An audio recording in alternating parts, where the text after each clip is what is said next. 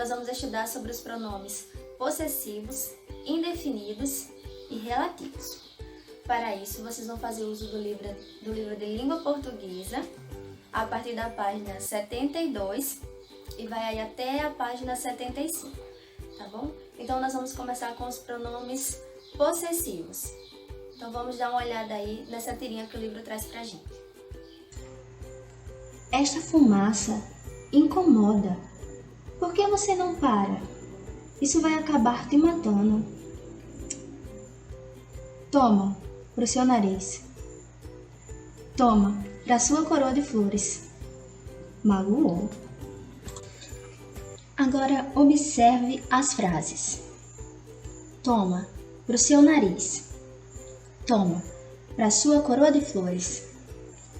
Qual é a relação semântica estabelecida pelas palavras destacadas? Ou seja, qual o sentido que as palavras destacadas quer passar para o leitor? Relação de posse. As palavras destacadas são pronomes possessivos. E o que são pronomes possessivos? Os pronomes possessivos indicam posse às pessoas do discurso. Lembram quando vimos a pessoa do discurso quando estudamos os pronomes e a coesão? Primeira pessoa, a pessoa que fala, identificada pelos pronomes pessoais eu e nós. Segunda pessoa, a pessoa com quem se fala, identificada pelos pronomes pessoais tu e vós, que estão em desuso no português brasileiro. E pelos pronomes de tratamento, você, vossa santidade, vossa excelência, etc. E terceira pessoa, a pessoa de quem se fala, identificada pelos pronomes pessoais ele, ela, eles e elas. Então, os pronomes possessivos estabelecem uma relação de posse permanente ou não entre o objeto ou assunto de que se fala e cada uma das pessoas do discurso. Assim, no segundo balão, quando o homem responde pro seu nariz, a posse do nariz é de Silvestre, ou seja, a segunda pessoa do discurso, a pessoa com quem se fala, neste caso, você. O mesmo acontece no terceiro balão, quando o menino responde para sua coroa de flores. A posse da coroa também é da segunda pessoa, que nesse caso é o homem que fuma. Os pronomes possessivos concordam em número e gênero com a coisa possuída. Exemplo, sua casa. Então, nós vamos ter aí casa, que é a coisa possuída, no singular e feminino, e o pronome possessivo concordando com essa coisa, também se apresentando no singular e feminino. Outro exemplo, seus relógios. O relógio, a coisa possuída, está no plural e no masculino. E o pronome possessivo concordando também, se apresentando como plural e masculino. No português brasileiro, os pronomes possessivos podem ser agrupados em dois subsistemas. Subsistema 1, contextos formais, e subsistema 2, contextos informais. Vamos ver agora cada um deles. Subsistema 1, mais adequado para quando escrevemos ou falamos em contextos mais formais. Fazemos uso dos pronomes pessoais eu, tu, ele, ela, nós, vós, eles, elas. Que fica da seguinte maneira: primeira pessoa do singular, meu, minha, meus, minhas. Segunda pessoa do singular, teu, tua, teus, tuas. Terceira pessoa do singular, seu, sua, seus, suas. Primeira pessoa do plural, nosso, nossa, nossos, nossas. Segunda pessoa do plural, vosso, vossa, vossos, vossas. E terceira pessoa do plural, seu, sua, seus, suas.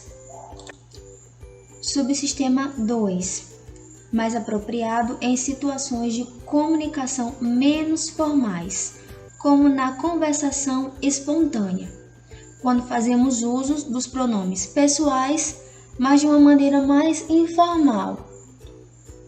Eu, tu, você, ele, ela, nós, vocês, eles, elas. Ficando da seguinte maneira: primeira pessoa do singular, meu, minha, meus, minhas. Segunda pessoa do singular, teu, tua, teus, tuas. Segunda pessoa do singular, seu, sua, seus, suas. Terceira pessoa do singular, dele, dela. Primeira pessoa do plural, nosso, nossa, nossos, nossas. Segunda pessoa do plural, de vocês. Terceira pessoa do plural, deles, delas. É preciso atenção quanto à utilização dos pronomes possessivos, pois eles podem causar ambiguidade, ou seja, expressar dois sentidos diferentes durante a leitura ou a construção de uma narrativa. Observe: Pedro e Silvana choraram quando seu brinquedo quebrou. Nesse caso, não fica claro a quem pertence o brinquedo. Para desfazer esse problema, podemos empregar os pronomes dele ou dela, que, como vimos, concordam com o possuidor. E o que são pronomes indefinidos? Pronomes indefinidos são aqueles que se referem a coisas de modo vago, impreciso ou genérico. Vamos ler este trecho da história do UAP. Uma tarde, na hora do pôr do sol, quando vários guerreiros e donzelas passeavam pelas margens do rio Paraná, Moroti disse: "Querem ver o que este guerreiro é capaz de fazer por mim? Olhem só." No trecho que lemos, encontramos a palavra vários destacada. Se nos questionarmos sobre quanto vale a palavra vários, não teríamos uma resposta precisa. Essa palavra, assim como alguns, poucos, muitos, tudo e etc., representa uma quantidade indeterminada e não se refere a nenhum termo do contexto. Por isso, são classificadas como pronome indefinido. Os pronomes indefinidos podem resultar da recategorização de outras palavras. Observe: seus conselhos estavam certos. Nós podemos observar na frase a palavra certos, que é adjetivo.